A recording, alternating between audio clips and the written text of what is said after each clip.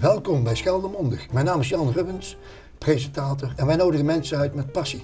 En deze keer passie voor openbaar bestuur. En daarom zijn twee mensen aangeschoven uit het openbaar bestuur. En we verwelkomen Peter Ploegaert. Peter, van harte welkom. Welkom, ja. Oké, Leen Kamphuis, ook van harte welkom. Dankjewel. Oké, Peter, vertel eens iets over jezelf. Waar ben je geboren en ongeveer wanneer? En iets over je leven. Oké. Nou, ik ben in ieder geval ruim 65 jaar geleden geboren. Dan weet je gelijk hoe oud ik ben. En veel mensen denken dat ik in West-Vlaanderen geboren ben, maar ik ben eigenlijk in het Mosseldorp, Filipijnen geboren. Okay. Maar ik was 7 maanden toen mijn ouders verhuisden naar Schoondijken en daar heb ik ruim 15 jaar doorgebracht. Dus ik ben getogen in West-Vlaanderen. En momenteel woonachtig in Breskens. Bijna 45 jaar getrouwd met dezelfde vrouw. Dus dat is ook altijd vaak wel heel bijzonder soms ook. Hè? Ja, heel bijzonder. En we tekenen ieder jaar bij, dus dat gaat goed. Ja.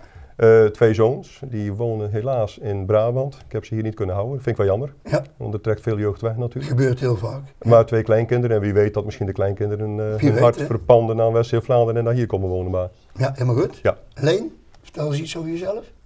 Ik ben geboren in Soeburg, dat is op Walcheren. Dus ik ben geen echte Zeeuws-Vlaming. Ondertussen woon ik hier al 40 jaar, dus wel een klein beetje op de hoogte van het reilen en zeilen van Zeeuws-Vlaanderen. Ik had op Soeburg, waar ik vandaan kwam, had ik een eigen bedrijf. En ik was eigenlijk al vrij jong betrokken bij het openbaar bestuur. Nee, dat zeg ik verkeerd. Niet bij het openbaar bestuur, maar gewoon bij besturen van. Ik was 1920, toen was ik betrokken bij het opzetten van een jeugdsoos en de organisatie daarvan. Toen ik 3,24 was, zat ik in de bestuur van een middenstandsorganisatie. En in 1978 ben ik dus naar Sluis gekomen. Oké. Ik heb in Sluis toen een kaaszaak overgenomen. Want ja, ik had daar op Soeburg had ik dus ook een kaaszaak. En ja, dan rolt een balletje zoals het rolt. Op een gegeven moment, dat was 2 jaar later, in 1980, werd ik door een collega gevraagd van, goh, ga je niet eens mee naar een avond van het CDA? Is dat wat voor jou? Ik zei, nou, laat maar eens kijken. En toen ben ik daar naartoe gegaan. Nou, en ik was gelijk, verkocht wil ik niet zeggen, maar ik werd gelijk aangesproken door een heleboel mensen. En ik zat, nou ja, direct in het bestuur. Van het CDA? Van het CDA, dat was Sluis. Van het CDA Sluis toen, ja. Dat was pas opgericht. Het CDA is natuurlijk een samenvoeging van een aantal partijen, maar in 1980 is dat opgericht. Dus toen ben ik ook lid geworden. En daarna heb ik allerlei soorten bestuursfuncties doorlopen. En op een gegeven moment, ja, dan denk je van, nou, het is toch wel leuk. En dan zie je dus ook hoe het gaat met de verkiezingen en hoe de lijsten samengesteld worden. En ja, je moet natuurlijk ook een stukje ervaring opdoen, hè. Ja. Het is gewoon, binnen het openbaar bestuur moet je ervaring opdoen, want dat weet je niet in 1 keer. Ja. En in 1995, toen was dus de samenvoeging van de gemeente Sluis met Aardenburg. Toen was Sluis Aardenburg. Ja. Toen ben ik dus gekozen in de raad. Dus toen ben ik voor het eerst in de raad gekomen. En het heeft bijna 2 periodes geduurd. Want in 2003 was dus de samenvoeging van Sluis Aardenburg met Oostburg. Oké, ja. En toen kreeg je ook dat dualisme. Ja, we zijn dus in 2003 zijn we dus met het dualisme begonnen. En dat betekent eigenlijk dat de wethouders niet meer lid waren van de gemeenteraad. Ja. Dus je had dan echt een aantal raadsleden van je partij. En daarnaast had je dan de wethouder die ja, min of meer op afstand stond. Ja.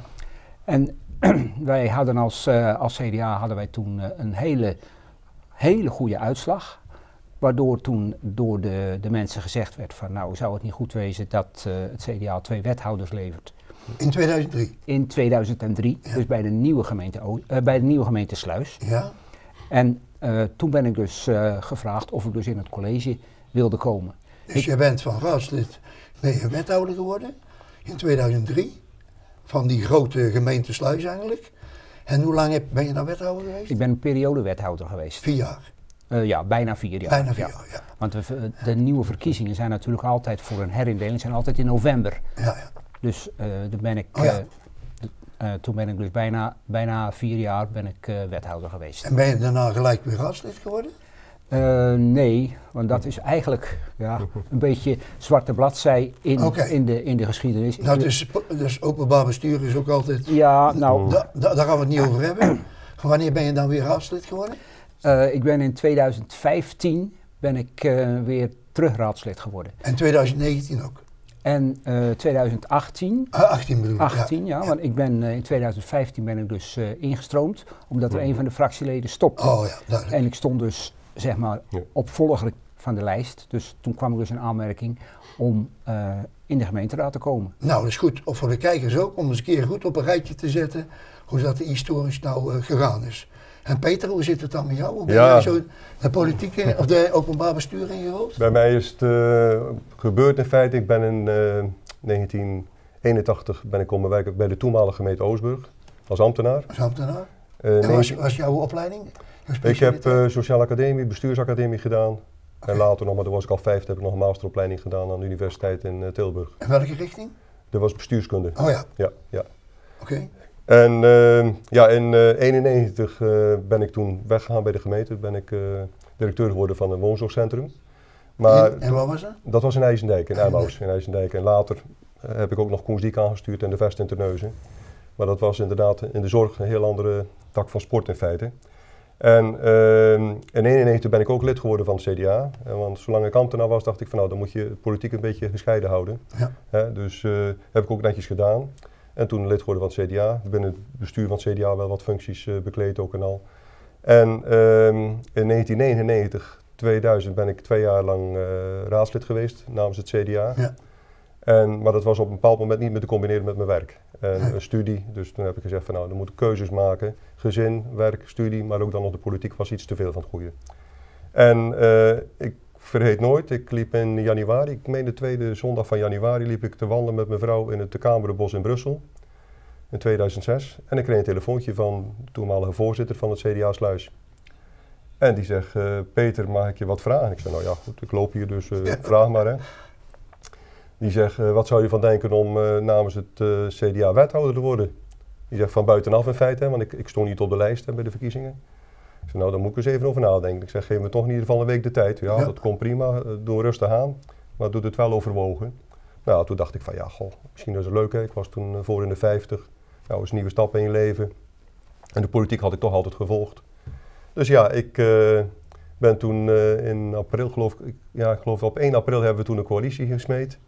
En kort daarna zijn we natuurlijk gestart. Alleen dat college had een korte periode maar voor zich. En dat was na 7 maanden viel het. Ja. Over de toenmalige keuzes voor de nieuwbouw van een gemeentehuis. Ja. Volgens mij is door heel Nederland zijn ofwel wethouders, colleges gevallen over nieuwbouw gemeentehuis. Dus, klopt. En dat was toen ook. Dus ja, ik ben daarna vrij snel aan de slag gegaan als manager bij de GGD, de Gemeenschappelijke Gezondheidsdienst in Goes. Goes, ja. En begin 2010 belde de nieuwe voorzitter van het CDA mij toen op. Zei, Peter, durf jij het nog aan om fractie, of tenminste een lijsttrekker te worden en eventueel beoogd wethouder voor het CDA? En dan moet ik toch ook weer even over nadenken. Ik had natuurlijk die periode, ik had mijn scheep toen achter me verbrand, dus ja, dan stap je in het diepe. Maar uiteindelijk heb ik gezegd van nou ja, goh, die politiek trekt me toch wel aan ook en al. En we zijn gestart, we hebben toen de verkiezingen gewonnen ook. Dus coalitie gesmeed ook en al. Nou, dat ging allemaal vrij goed. We hebben toen nog de toenmalige gedeputeerde Ron Barbé, helaas inmiddels overleden. Die is toen eigenlijk nog informateur geweest voor die coalitie. Nou, vervolgens in 2014 wonnen we weer de verkiezing, zelfs nog met een zetelwinst. Hè, dus die ruimte was er ook nog. En ja, in de afgelopen verkiezing 2018 wonnen we weer en we behielden onze 4e zetel. Dus ja, inmiddels ben ik dan, wat ik wel eens zeg, de langzittende wethouder in de gemeente Sluis. Ja, goed. Ja. Van de verkiezingen in maart 2018, daar hebben we een filmpje van. Zullen we even naar gaan kijken? Ja. Even naar het scherm.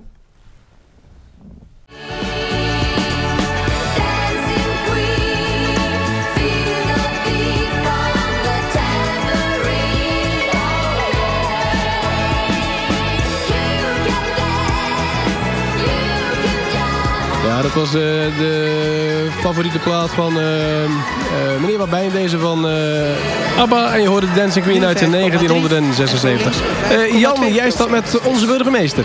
Ja, ik sta hier met mevrouw burgemeester Marga Vermu. Ze straalt helemaal. Geweldig. Het is goed verlopen. 17 stembureaus, 9 partijen. Mag ik uw eerste gevoel weten over de uitslag? Ja, er zijn altijd winnaars en verliezers bij de uitslag. Nou, sommige partijen hebben ietsje erbij of ietsje eraf. Verschuivingen zijn niet echt heel erg groot. Ja, wat opvalt natuurlijk is de winst voor Lijs Babijn. VVD heeft wat gewonnen. Het CDA een klein beetje minder dan 2014. Nou, heel veel partijen zijn een beetje hetzelfde gebleven. En, GroenLinks 5%. Ja, dat is een nieuwe partij, 5,2 volgens mij procent.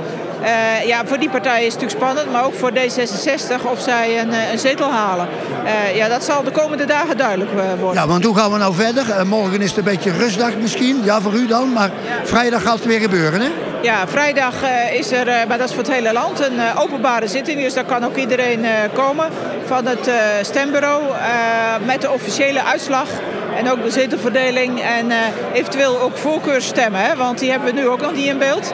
Het kan zo zijn dat er mensen op een wat lager op de lijst staan, maar dat die zoveel voorkeurstemmen hebben gekregen dat ze toch een zetel innemen. Dat wordt vrijdag allemaal helder. Ja. Nou, geweldig. Nou, dan kan de formatie beginnen. Ja, we hebben al afgelopen maandag met alle lijsttrekkers bij elkaar gezeten. Om te kijken van nou kun je in het proces afspraken maken. En daar is nu van afgesproken dat degene die de grootste partij is, dat die het voortouw neemt voor de eerste gesprekken.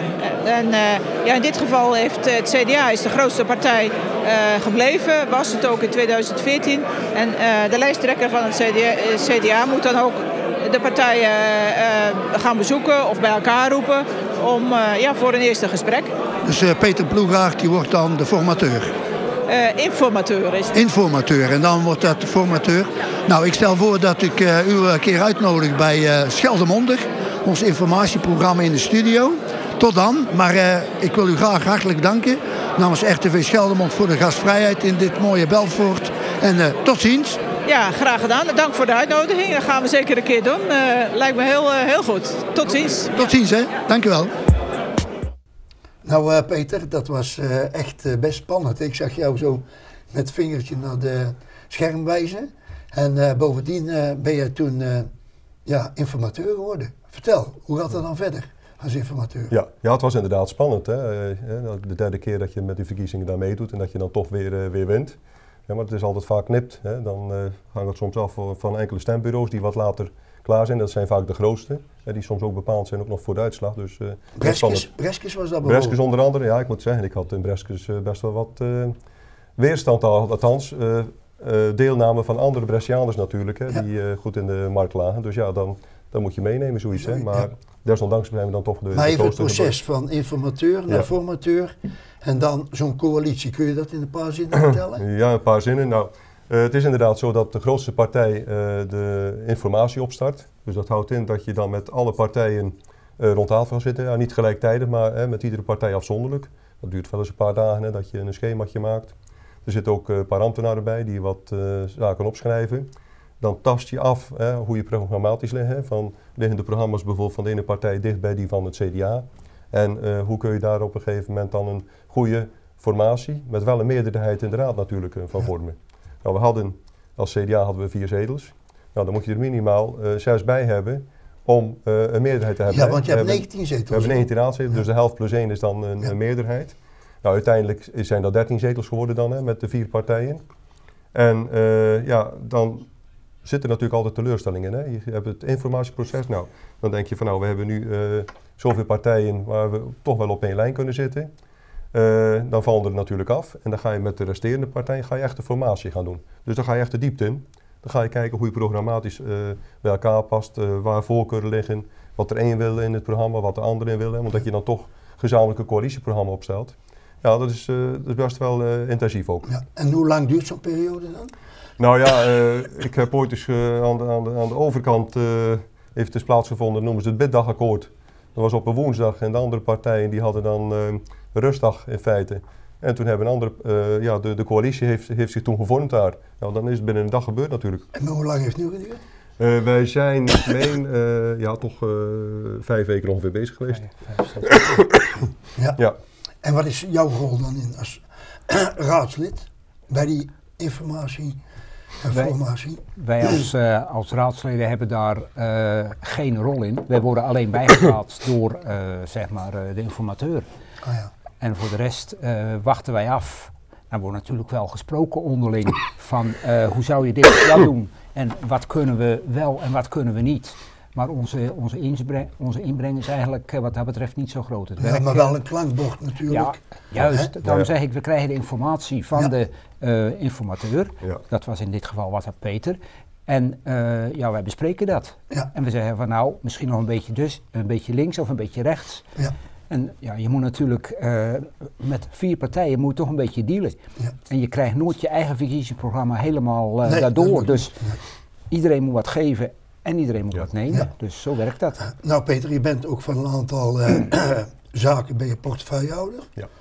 We hebben er één uitgekozen en dat is van Katsanbad, het project. En daar hebben we ook een film van. Gaan we even naar kijken. Oké.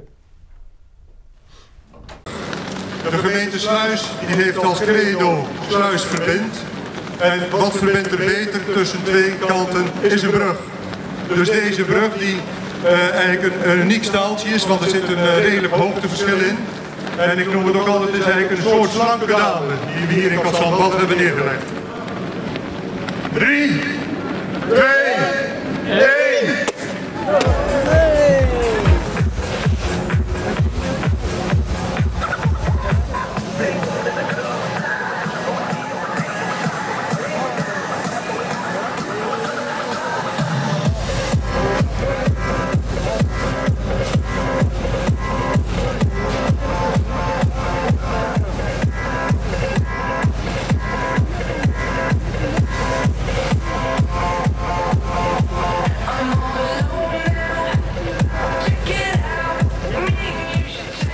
Nou, dat was heel mooi. Ik vind het altijd heel symbolisch. Als ik dan iemand zo te werk zie gaan, boven water blijven. Op die manier, dat vergelijk ik eigenlijk wel eens met mensen in het openbaar bestuur. Peter, wat denk jij ervan? Nou, het klopt misschien ook wel een beetje. Niet dat wij draaien continu, maar je moet inderdaad wel meebewegen met de stroming die er ook zijn in feite. En zorgen dat alle partijen aan boord blijven. Hè. Dus dat vergt wel wat acrobatiek soms. Politieke acrobatiek. Ja, maar ook veerkracht en souplesse. Dat souplesse. Je inderdaad... want als je te start bent, dan breekt het elastiek, om het maar te zeggen. Ja. Leen, jij knikt ook vol overtuiging? Ja, maar dat is ook zo. Je zit toch een klein beetje in een glazen huisje als je daar zit. En je weet bijvoorbeeld al dat je het nooit voor iedereen goed kan doen. Dus als de helft ja knikt en de andere helft nee, nou ja, dan zit je al in een positie dat je denkt van ja, voor wie moet ik het nou doen? Maar je moet altijd jezelf blijven en altijd je gedachten doen die je denkt dat goed is ten aanzien van het onderwerp waar het op dat moment over gaat. Ja, helemaal goed. En niet op de man spelen, want als je dat doet, dan haal je hem onderuit en dan heb je er ook niks aan. Nee. Ja. Goed, maar jullie doen natuurlijk ook heel veel dingen voor West-Vlaanderen, om zo maar te zeggen. Ja. En we hebben een heel mooi filmpje bij aan het strand is dat gefilmd. Dat was een of andere opruimingsactie. Zullen we er even naar kijken? Ja, prima. Oké. Okay. Ja. Ja, welkom ook namens de gemeente Sluis. En ik wil toch een bijzonder bedankje doen aan de eigenaren van Mojo Beach. Ja. U kunt zien dat het toch wel flink veranderd is sinds het vorig jaar. Vorig jaar stonden we nog in de oude locatie. En nu kunnen we inderdaad toch wel kijken naar de hele mooie uitvoering, ook duurzame uitvoering. Want de circulaire economie gaat ook hier verder van Mojo Beach. Dus dank voor de ontvangst daarvoor. Ja, als u hier komt, dan ziet u ook al dat daar vanuit Mojo Beach de zakjes worden aangereikt aan de strandgangers. Om zoveel mogelijk de mensen bewust te maken van het schoonhouden van het strand. Maar ze ook te faciliteren dat ze inderdaad wat ze vinden kunnen meenemen en oprapen. Dus daar zijn we toch wel blij mee. Je refereerde ook aan de ballonnen, dat nu een speciaal thema is dit jaar. Ik heb vorig jaar, kleur is goed, alleen de partij is voor mij niet degene waar ik voor sta dan. Maar weer mensen van de Partij voor de Dieren, die toch met name een beroep doen om te voorkomen dat er ballonnen op het land en de zee, kijk in Bomen zitten ze ook wel natuurlijk wel eens, blijven ze hangen en dat is dan jammer voor de deelnemers. Maar het is nog steeds een soort een evenement om bij feestelijkheden om een heleboel ballonnen op te laten. Maar vervolgens komen die ergens terecht natuurlijk en vaak in de zee. Nou ja, het vervolg kennen we allemaal. Hè. dat het dan door vogels, door vissen, noem maar op. En uiteindelijk krijgen wij het waarschijnlijk in hele kleine stukjes ook weer op ons bord. En ik hoop eigenlijk, en dat is misschien voor de deelnemers minder leuk, maar ik hoop eigenlijk dat jullie heel weinig vinden. Dat is teken dat de boodschap toch iedere keer weer overkomt. En dat we volgend jaar kunnen zeggen, ieder jaar wat minder. En ik hoop dat we ook, we zullen dat als gemeente, wij moeten er ook nog wat beleid in voeren. Toch ook bij evenementen rekening mee houden dat er geen plastic ballonnen worden opgelaten. Maar ik ben in ieder geval blij dat het deze aandacht heeft en ik wens jullie ontzettend veel succes.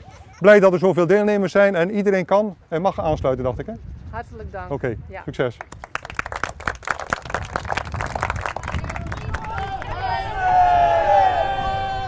En nog één keertje, echt helemaal...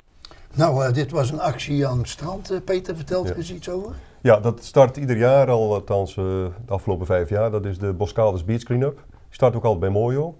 Start op Texel, starten ze dezelfde dag op 1 augustus. Dat is altijd dezelfde dag. En dan komen ze ongeveer half augustus komen ze dan bij Zandvoort bij elkaar. De groepen die dus de stranden opruimen.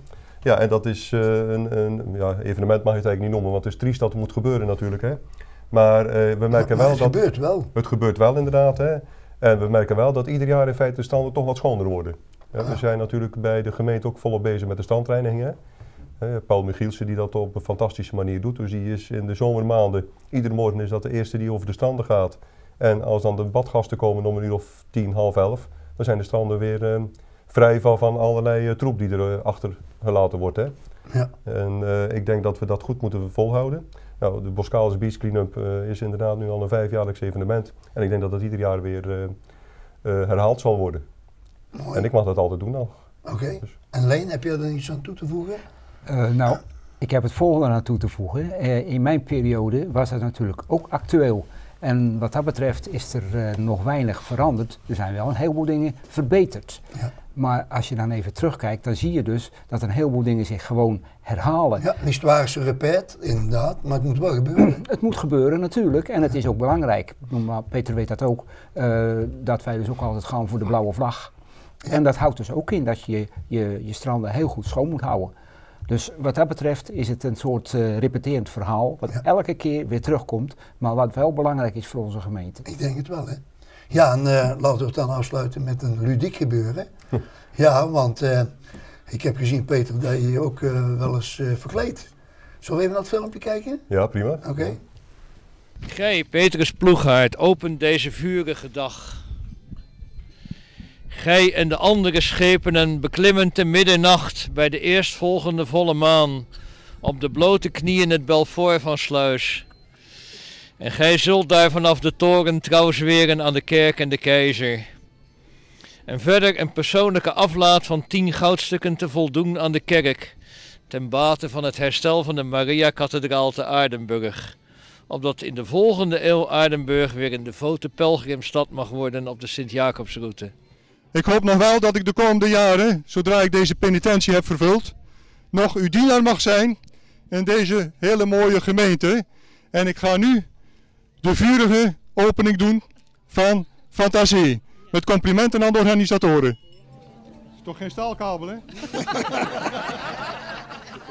Yo! En hiermee is het festival geopend.